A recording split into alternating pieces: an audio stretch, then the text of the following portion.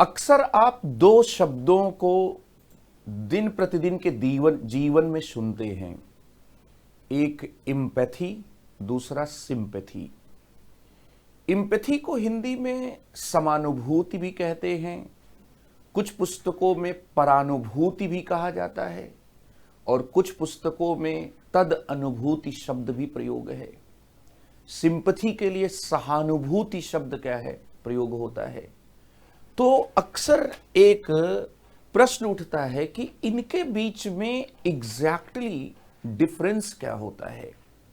Empathy और sympathy के बीच में अंतर क्या होता है, और इस अंतर को समझकर हम दिन प्रतिदिन के जीवन में लोगों के व्यवहार के अंतर को एनालाइज कर सकते हैं, उसके आधार पर निष्कर्ष निकाल सकते हैं। तो इस तरह से आप देखेंगे कि कुछ शब्द ऐसे होते हैं जो आप बार बार क्या है सुनते हैं। जैसे एक मैंने यहां पर कहा इम्पैथी। इम्पैथी के लिए हिंदी में दो तीन शब्दों का प्रयोग होता है। एक तो समानुभूति शब्द का प्रयोग होता है हिंदी में। एक और शब्द कुछ किताबों में प्रयोग किया जाता है, परानुभूति। और इसके साथ ही कुछ किताबों में तद अनुभूति शब्द का क्या है, प्रयोग किया जाता है। दूसरी तरफ जो सिंपैथी है, तो सिंपैथी में आप पाएंगे कि यहां पर जो प्रयोग है या जो इसका हिंदी अनुवाद है वो सहानुभूति के शब्द से किया जाता है। और एक और शब्द हम सुनते हैं हमदर्दी, कि जैसे हम कहते हैं, लोगों को कहते हुए सुनते हैं कि आजकल बड़ी हमदर्दी दिखा रहे हो। दरअसल इसी के साथ ही एक दो शब्द और होते हैं। एक शब्द होता है एंटीपैथी और एक शब्द होता है अपैथी। तो चार शब्द हो गए, इम्पैथी, सिंपैथी, एंटीपैथी और अपैथी। इन चारों शब्दों में आप देखेंगे तो ये जो दो शब्द हैं, इनमें सबसे जो बड़ी बात है, इनमें समानता क्या है, इनमें क्या समानता है। इन दोनों में या इन दोनों से संबंधित जो भावनाएं होती हैं, जो व्यक्ति की एक मानसिक अवस्था होती है, इसमें दोनों में किसी व्यक्ति का फोकस जो है, दोनों स्थितियों में किसी व्यक्ति का फोकस दूसरे पर होता है। मतलब हम कह सकते हैं कि दोनों स्थितियों में जो हमारा जो फोकस होता है, ये फोकस क्या होता है, यह दूसरों पर होता है, दूसरों के लिए होता है। लेकिन इनमें यही समानता है और कोई समानता इसमें क्या है, नहीं है। दरअसल जिसको हम इम्पैथी कहते हैं, वह एक तरफ सिंपैथी से तो भिन्न है ही, वह एंटीपैथी का और अपैथी का, असमानुभूति का और उदासीनता का, दोनों से बिल्कुल डिफरेंट है।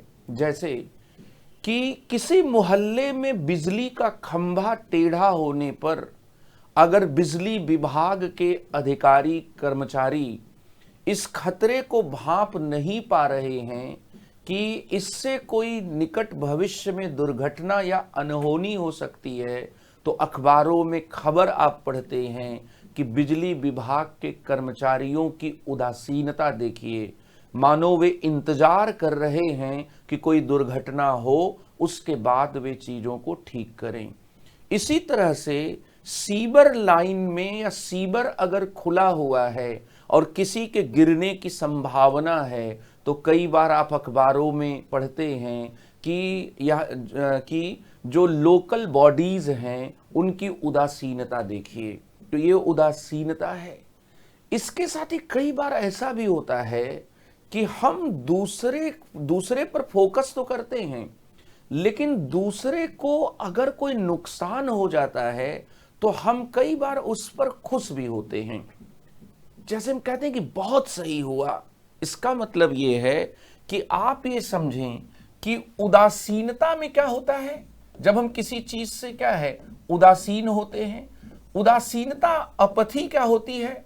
अपथी ये होती है कि न तो हमारे भीतर सिंपैथी है और न ही हमारे भीतर इम्पैथी है। मतलब यहां पर उदासीनता न तो व्यक्ति के भीतर, जो व्यक्ति है उस व्यक्ति के भीतर क्या है? सिंपैथी है, और न ही उस व्यक्ति के भीतर, न ही उस व्यक्ति के भीतर इम्पैथी है, न ही इम्पैथी है। ये दोनों नहीं है, तभी तो उदासीनता है।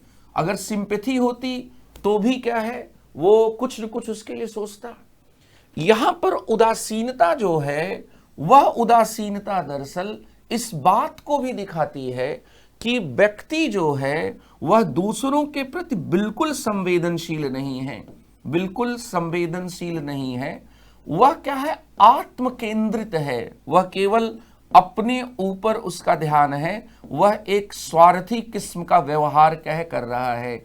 लेकिन मुश्किल ये है कि जो लोग पब्लिक सर्विस में हैं, जो लोग लोक सेवाओं को प्रोवाइड करने से जुड़े हुए हैं, जो सिविल सेवा में हैं, वो लोग अगर लोगों की समस्याओं के प्रति, यहां पर अगर जन समस्याओं के प्रति अगर वे उदासीन हैं, तो यह क्या है? एक दुर्गुण माना जाता है। तो इस दुर्गुण को कैसे दूर करें? अगर कोई व्यक्ति जन समस्याओं के प्रति उदासीन है और कोई सार्वजनिक पद को धारण करता है, उसका काम है कि जनता की समस्याओं का वह निराकरण करे, उसका काम है कि वह जो सुविधाएं, जो सेवाएं लोगों तक पहुंचानी हैं, उन सुविधाओं और सेवाओं को लोगों तक क्या है? पहुंचाए। लेकिन वह इनके प्रति क्या है? कोई संवेदनशीलता नहीं रखता है, वो आत्म केंद्रित है, वह दूसरे के प्रति बिल्कुल क्या है? चिंतित नहीं है। तो हम यहां पर ये कहते हैं कि वो उदासीन है। ये हुआ उदासीनता की बात। लेकिन कई बार आप ये देखेंगे कि कुछ लोग ऐसे भी होते हैं जिसमें उदासीनता तो दूर, उसके विपरीत भाव आ जाता है, जिसको हम यहां पर कह सकते हैं कि एंटीपैथी। एंटीपैथी क्या होता है? कि जब हम किसी के प्रति ये भाव रखते हैं कि उसको तकलीफ मिलने पर बिल्कुल सही हुआ, उसके साथ ऐसा ही होना चाहिए था, तो ये एंटीपैथी है। और ये भी इम्पैथी और सिंपैथी के बिल्कुल क्या है? विपरीत है। यहां पर असमानुभूति में क्या होगा? असमानुभूति जो है वह समानुभूति की अनुपस्थिति मात्र ही नहीं है। असमानुभूति जो है वह क्या है? वह समानुभूति की क्या है? विरोधी होती है। समानुभूति की विरोधी होती है। समानुभूति में हम दूसरे की तकलीफ, दूसरे की पीड़ाओं को महसूस करते हैं, समझते भी हैं। असमानुभूति में हम दूसरे की तकलीफ, दूसरे की पीड़ा पर एक तरह से अच्छा महसूस करते हैं। तो ये कई बार क्या हो जाता है कि इंसानियत के गुण के बिल्कुल क्या है? विपरीत हो जाता है। कि जैसे कोई आपका किसी व्यक्ति का प्रतिद्वंदी हो, उसे वो शत्रु मान ले, और उस व्यक्ति के साथ अगर जीवन में कुछ बुरा हो तो जो प्रतिद्वंदी मानने वाला व्यक्ति है वो खुशी मनाए। ये क्या है? असमानुभूति, एंटीपैथी है। तो इम्पैथी, सिंपैथी, अपैथी, एंटीपैथी। कई बार लोग जो है इंसानियत के तकाजे से भी नीचे गिर जाते हैं। तो ये भी एक जज्बात क्या है? पैदा हो जाता है। और इसमें क्या होता है कि व्यक्ति केवल अपने बारे में नहीं सोचता, उदासीनता में वो अपने बारे पे सोचता है लेकिन दूसरे को नुकसान पहुंचाने तक नहीं जाता। इसमें वो अपने बारे में सोचता है और दूसरे को नुकसान पहुंचाने में भी वो एक ज्वाय महसूस करता है, या नुकसान होने पर ज्वाय महसूस करता है, वो हर्ष में आ जाता है। तो यहां पर आप ये देखेंगे कि इन दोनों में ये अंतर है कि अपैथी क्या है और एंटीपैथी क्या है। अब यहां पर आप इस समझ सकते हैं कि इम्पैथी और सिंपैथी, ये दोनों, एंटीपैथी और अपैथी, उदासीनता और असमानुभूति, इन दोनों से क्या होते हैं? भिन्न होते हैं। इम्पैथी होती क्या है? जैसे आप सामने किसी को इमली खाते हुए देख रहे हैं और खट्टा उसको तो लग रहा है जो खा रहा है, लेकिन आपको सोचकर खट्टा लग रहा है। इसका मतलब ये है, और ये मजाक की बात नहीं है, ये ऐसा कई बार जीवन में होता है। यहां पर आप देखेंगे कि इमली दूसरा व्यक्ति खा रहा है, लेकिन खट्टेपन की संवेदना को उसके सामने खड़ा हुआ व्यक्ति जो है वो महसूस कर रहा है। इसका मतलब कि जो संवेदनाएं हैं उनको महसूस करने के बिंदु पर व्यक्ति क्या हो गया, एक समान हो गया। इसलिए इम्पैथी में हम केवल दूसरों की संवेदनाओं को, तकलीफों को केवल समझते ही नहीं हैं, बल्कि हम उन्हें महसूस भी करते हैं। और यहां यह बात बहुत जरूरी है, इस अंतर को समझना, कि समझना एक चीज होता है, महसूस करना दूसरी चीज होती है। महसूस करने में अपने और दूसरे के बीच में, स्व और पर के बीच में डिफरेंस नहीं रह जाता है। इम्पैथी जो है उसमें जो साझापन आता है, जो उसमें शेयरिंग होती है, उसमें फीलिंग लेवल क्या हो जाता है, वो एक हो जाता है। और साइकोलॉजी में इसे कहा जाता है पर्सपेक्टिव टेकिंग। दूसरे उदाहरण से समझिए कि किसी बहुत जबरदस्त मूवी को आप देख रहे हो और उसमें कोई बहुत भाव प्रवण दृश्य चल रहा हो, जहां पर जिंदगी और मौत की चीजें हो रही हों।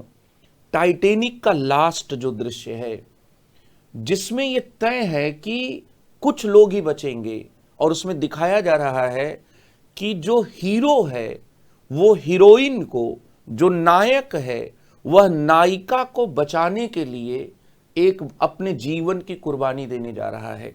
उसका जीवन समाप्त हो सकता है। यहां पर जो फीलिंग जो नायक और नायिका के बीच की है, टाइटैनिक के अंतिम दृश्य में एक बचेगा और एक डूब जाएगा, ये फीलिंग जो है, ये फीलिंग नायक और नायिका के बीच की जो है, जब वो सिनेमा हॉल के दर्शकों में भी उसी तरह की फीलिंग आ जाएगी तो लोग रुआंसे हो जाएंगे, कुछ लोग फफक कर रोने पड़ रहेंगे। और जब हम किसी कला को, जब हम किसी सिनेमा को देखते हैं, तो जब हम नायक या नायिका के साथ इस प्रकार का तादात्म्य स्थापित कर लेते हैं, उनके हंसने के साथ हम हंसते हैं, उनके रोने के साथ हम रोते हैं, तो ये एम्पैथी स्थापित हो गई। अब यहां पर नायक, अगर जो नायक है वो खलनायक को अगर वो पीटेगा, तो हम भी सिनेमा हॉल में से चिल्लाएंगे कि मार बेहुदे को। यहां पर क्या है, एम्पैथी एस्टैब्लिश हो गई। इसलिए एक डिस्टेंस बनाकर चीजों को दूर से समझना, एक डिस्टेंस बनाए रखना और एक फीलिंग लेवल का एक हो जाना, ये दोनों में फर्क होता है। एम्पैथी में जो फीलिंग होती है वो एक सी हो जाती है। जैसे एक माँ जो होती है, जब अपने बच्चे को, माँ है, छोटा बच्चा लगातार रोए जा रहा है, लगातार रोए जा रहा है, और सारी तरकीबें आजमा लेने के बाद जब बच्चा चुप नहीं होता है, तो अक्सर ये देखा जाता है कि माँ भी रोने लगती है। अपने प्रयास की असफलता की वजह से नहीं, माँ कई बार इसलिए रोती है क्योंकि उसे लगता है कि उसके बच्चे को भी उतना जो पेन हो रहा है, वो पेन अब उसे भी क्या है, उसके चुप न होने की वजह से, उसका रोना बंद न करने की वजह से वो पेन उसे भी महसूस हो रहा है। और मनोविज्ञान की किताबें ये बताती हैं, मनोविज्ञानविद ये बताते हैं कि एक माँ में अपनी औलाद के प्रति दुनिया के किसी भी इंसान की तुलना में एम्पैथी सबसे ज्यादा होती है। एम्पैथी जो है वो इसलिए क्या करती है, एम्पैथी जो होती है वो व्यक्ति को क्या है, व्यक्ति को एक समान भावबोध पर ले जाकर खड़ा कर देती है।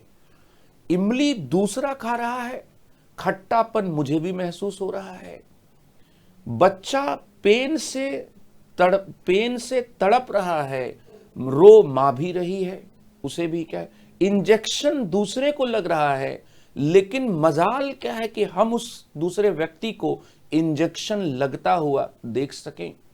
ये सब क्या है, इम्पैथी के उदाहरण हैं। यहां पर इम्पैथी ने क्या किया, महसूस करने का जो लेवल था, जो फीलिंग लेवल था, वो फीलिंग लेवल क्या कर दिया, एक कर दिया। ये केवल अंडरस्टैंडिंग लेवल एक नहीं है। अब यहां पर आप देखिए, एक सर्जन जो किसी अपने पेशेंट का ऑपरेशन कर रहा है, अगर वो सर्जरी के टेबल पर उस पेशेंट के पेन को सेम लेवल पर फील करने लगेगा तो ऑपरेशन नहीं कर पाएगा। इसलिए डॉक्टर्स का इंपैथी में आ जाना ये ठीक नहीं माना जाता। और यही कारण है कि जब कोई बहुत बड़ा सर्जन बहुत ही सर्जरी में अपना एक नाम कमाने वाला, बहुत एग्जैक्ट सर्जरी के लिए मशहूर जो सर्जन होता है, वो भी कई बार अपने घर के लोगों का, अपने माता का, अपने पिता का, इन सब का, अपने भाई का, पत्नी का, बहन का ऑपरेशन नहीं करना चाहता है। क्यों? क्योंकि वहां पर सर्जन अपने किसी नजदीकी का जो दर्द है उसको अगर वो महसूस होने लगा तो फीलिंग लेवल एक हो गया, और ऐसी स्थिति में वो अच्छे तरीके से सर्जरी नहीं कर पाएगा। इसलिए डॉक्टर बहुत संवेदनशील भी होता है और डॉक्टर बहुत ही असंवेदनशील भी हो जाता है, क्योंकि दिमाग से, बौद्धिकता से काम करते करते वो सारी चीजों को देखते, वो जिंदगी, मौत, बीमारी, स्वस्थ होना एक डॉक्टर लगातार देखता है। इसलिए कहा जाता है कि वो इमोशनली कई बार बाल्ड हो जाता है, वो असंवेदन, उसमें निष्ठुरता आ जाती है, उसमें निर्ममता आ जाती है। तो जिसको हम एम्पैथी कहते हैं, वो दरअसल दूसरे की तकलीफ को समझना ही नहीं, महसूस भी करना है। लेकिन जिसको हम सिंपैथी कहते हैं, वो ज्यादा से ज्यादा दूसरे की संवेदनाओं को समझने का नाम है, उसमें महसूस करने की बात नहीं है।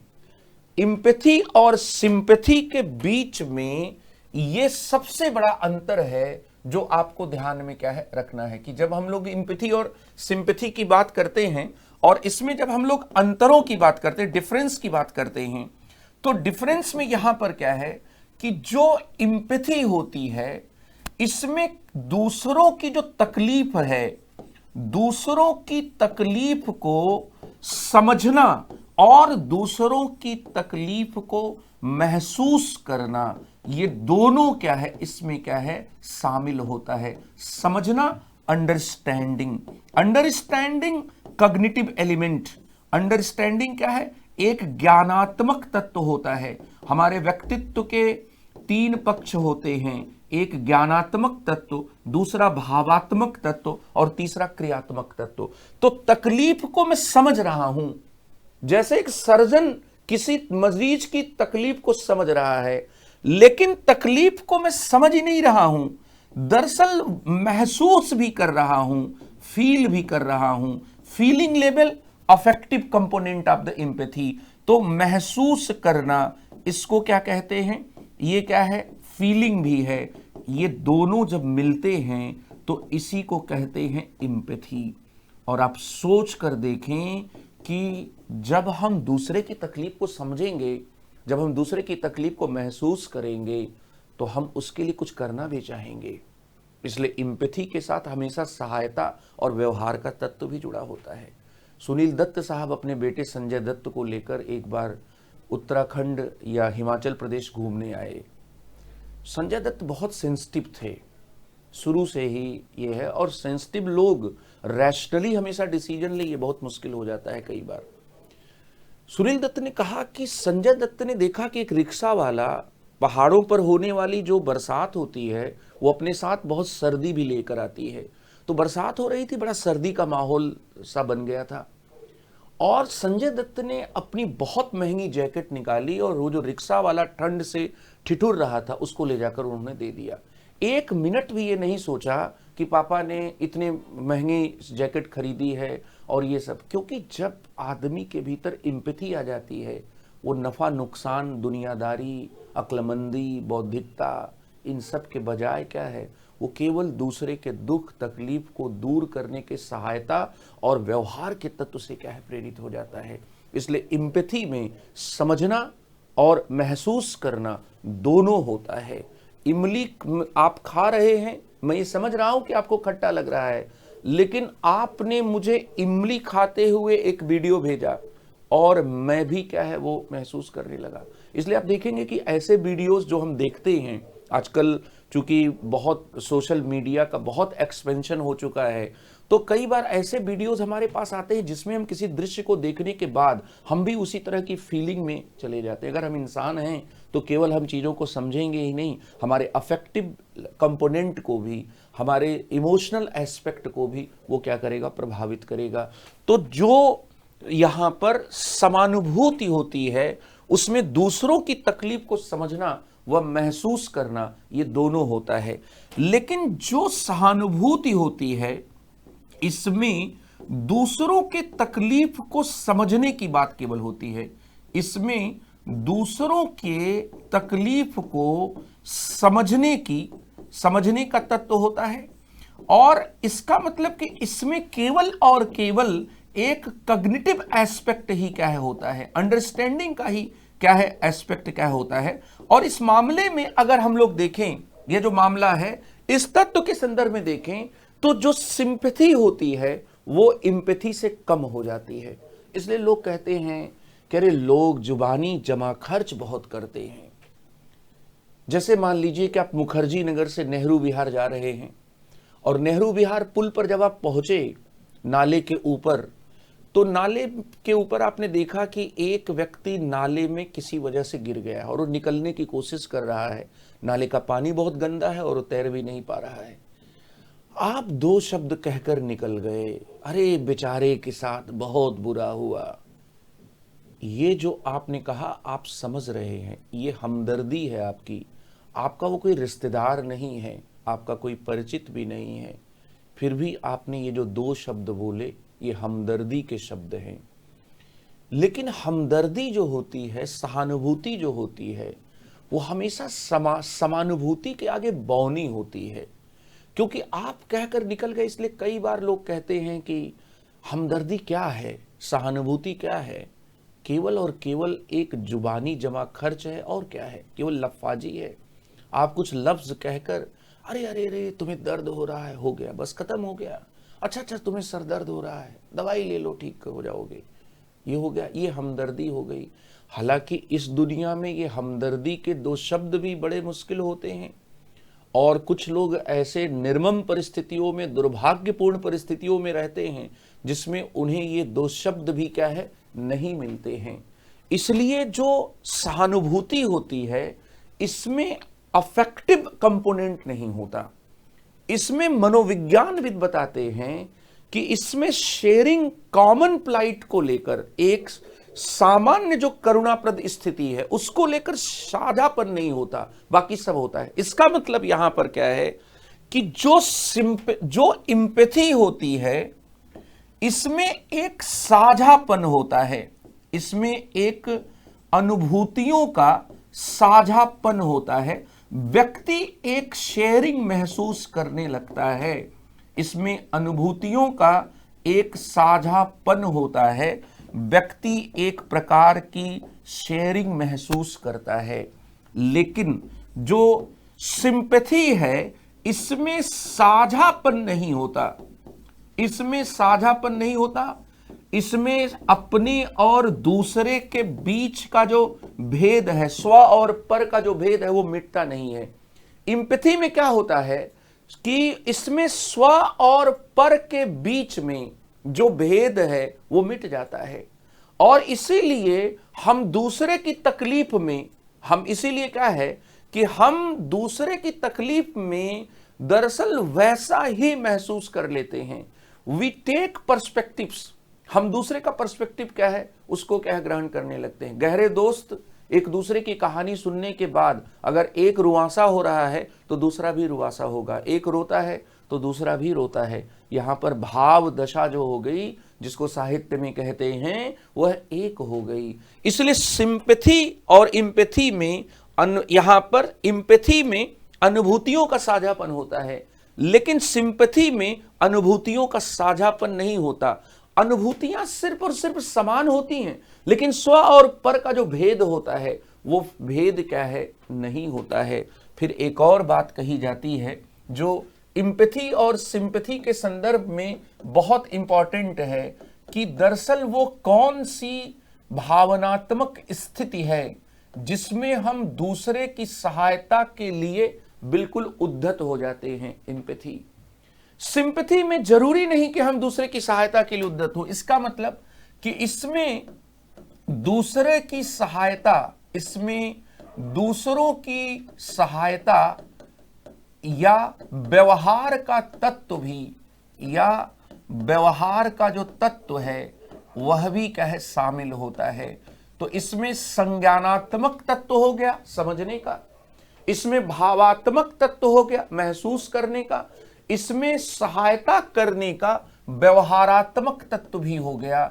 इसलिए अनुभूतियों के तीनों जो प्रमुख आयाम होते हैं वो तीनों इसमें क्या है, शामिल होते हैं। लेकिन जो सिंपैथी होती है बच्चों, सिंपैथी में क्या है, इसमें सहायता का जो तत्व है यह जरूरी नहीं है। इसमें सहायता या व्यवहार का जो तत्व है, यह व्यवहार का जो तत्व है, यह तत्व जरूरी नहीं है। सहायता या व्यवहार का तत्व शामिल होना, इसमें शामिल होना जरूरी नहीं है, शामिल होना जरूरी नहीं है। ये एक बहुत बड़ा क्या है, अंतर है इम्पैथी और सिंपैथी के बीच में। इम्पैथी और सिंपैथी के बीच में और भी अंतर है। दरअसल जब आप एथिक्स और साइकोलॉजी को इम्पैथी के कॉन्टेक्स्ट में पढ़ेंगे तो आप ये पाएंगे कि हम कई बार एक इम्पैथेटिक एंगर की बात करते हैं, और ये एक आप किसी भी घटना में देखेंगे कि कई बार लोग जो है वो गुस्से में आ जाते हैं और किसी को अनुचित करने, गलत करने से रोक देते हैं। इसका मतलब कि दूसरे की सहायता का तत्व उनमें क्यों आ गया, क्योंकि उन्होंने भी कुछ वैसा ही क्या है, महसूस किया। और इस आधार पर यह कहा जाता है, इस आधार पर कि जो इम्पैथी होती है वो प्रो सोशल बिहेवियर की तरफ ले जाती है। इम्पैथी का संबंध नैतिकता से क्या होता है, यहां पर हम लोग कहेंगे कि जो इसका संबंध जो है, इसका संबंध सीधे सीधे नैतिकता से हो जाता है, नैतिक व्यवहार से क्या है, हो जाता है। और नैतिकता से हो जाता है, इसका मतलब यहां पर क्या है कि दरअसल क्योंकि व्यक्ति जो है इस भाव दशा में आने पर प्रो सोशल बिहेवियर, समाज अनुरूप व्यवहार क्या है, करता है। तो यहां पर क्या है, क्योंकि प्रो सोशल बिहेवियर उत्पन्न हो जाता है, प्रो सोशल बिहेवियर जो है वह उत्पन्न होता है।